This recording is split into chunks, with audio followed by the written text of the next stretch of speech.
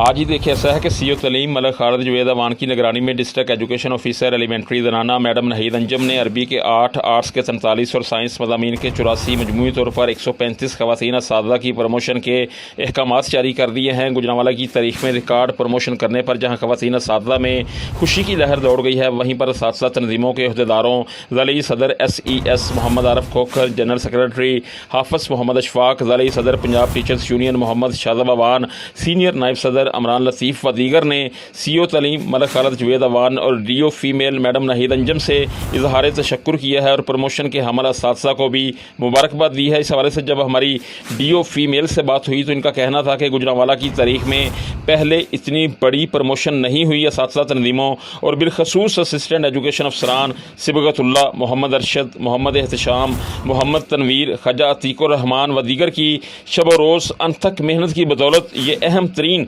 संगे मील अबूर हुआ है और इंशाअल्लाह जैसे ही सिस अपडेट होता है प्रमोशन का दूसरा राउंड भी शुरू कर दिया जाएगा। जी।